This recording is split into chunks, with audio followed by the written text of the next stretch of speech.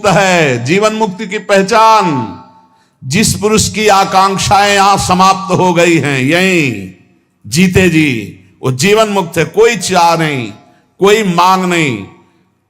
और जिस पुरुष की चाह नहीं समाप्त हुई, तो आगे सुन लीजिए, जिस पुरुष की आकांक्षाएं हैं, चाह है, वो चाहे नंगे रहे दिगंबर, चाहे जटा रखा ले, चाहे पंख लगाए, चाहे उपवास करे, चाहे भूमि पर सोए, चाहे धूल लपेटे, चाहे जैसे रहे, वो जीवन मुक्त नहीं हो सकता। ये बात है। बाहरी इन क्रियाओं से जीवन मुक्तता नहीं देखी जाती। आकांक्षा रहित ब्रह्मभूता प्रसन्नात्मा न सोचति न कांक्षति, न कोई सोच है न कोई चाह है। जो शतमार्गी है, चाहे उसके ऊपर रुपयों की वर्षा कर दो तो भी वो अपने शतमार्ग को नहीं छोड़ेगा। जैसे कामी पुरुष को भोगों से तृप्ति नहीं होती है, ऐसे भजनानंदी को कभी भजन से तृप्ति नहीं होती। जितने भी ब्रह्मा के रचे हुए भोग हैं, सब अल्प स्वाद वाले, परिणाम में दुख देने वाले हैं। इसीलिए विवेकी साधक कभी भोगों में रति ना करके सम्यक रूप से तृष्णा का नाश करके भगवान का भजन करता है। राग के समान अग्नि नहीं, जला डालेगा। द्वेष के समान मल नहीं, भजन में बाधा पहुंचा देगा। पराई निंदा के समान दुख नहीं, मत करना, नहीं तो दुख में फंस जाओगे। दूसरे को दुख देने के समान अशांति नहीं। अगर दूसरों को दुख दिया तो तुम स्वयं अशांत हो जाओगे। उपासक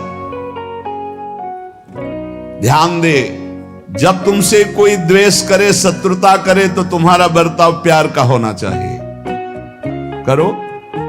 साधु मार्ग में चलने वाले, चाहे गृहस्थ हो चाहे विरक्त, जब तुमसे कोई कटु व्यवहार करे, द्वेष दुश्मन का व्यवहार करे, तो तुम उससे पहले बोलो राधे राधे। वो भले गाली दे, तुम ऐसे, तुम्हारा व्यवहार प्यार का होना चाहिए। जो तुम्हारा अनिष्ट करे उसे तुम आशीर्वाद दो। देखो भगवान के पार्षद का स्वभाव। जो तुमसे घृणा करे उसका तुम मंगल सोचो। जो तुम्हारी निंदा करे, तुम प्रभु से प्रार्थना करो कि उसकी बुद्धि शुद्ध हो। यह है भगवत मार्ग। कितने कठिन है। जो हमसे दुश्मनी करे उससे हम प्यार से झुक के बात करें। जो हमारा बुरा चाहे उसको हम आशीर्वाद दें। जो हमसे घृणा नफरत करे उसका मंगल मनावें। जो हमसे द्वेष करे उसके लिए प्रभु से प्रार्थना करें। थोड़ो खाई तो कल्पे झलपे, घणो खाई के रोगी। और दोहू पंखा की संधि विचारे, तो है वो बिरला जोगी।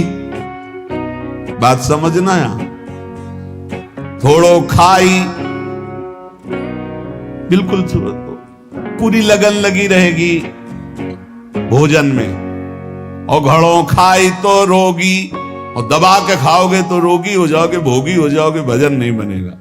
तो बोले दोहू पंखों की संधि विचारे, वो है बिरला जोगी। न कम न ज्यादा, युक्ताहार विहार से।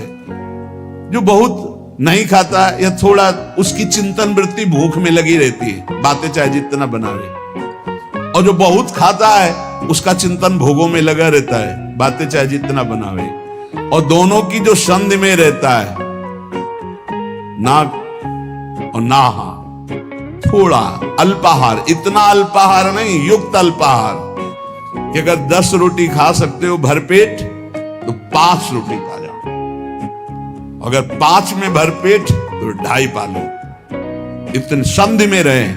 थोड़ा खाई तो कल्पे झलपे, उसी का चिंतन। और घड़ों खाई तो रोगी। और दोहू पंखों की संधि में, तो वो है बिरला जोगी। जो दोनों संधि में, अर्थात ना भूखा और ना छका। देखो जिनको उपवास का नियम दिया है, जिन्होंने उपवास का नियम लिया है, वो ध्यान दे दें। उनका चिंतन भोजन का नहीं होना चाहिए। अगर भोजन का चिंतन हो रहा है तो फटाफट रोटी दाल बनाओ और भोग लगा के पालो और खूब भजन करो। हमारा उद्देश्य है कि आपके पेट में हल्का आहार जाए और आप रात दिन मंत्र जप करो। इसके लिए उसका चिंतन न बने कि काश दाल रोटी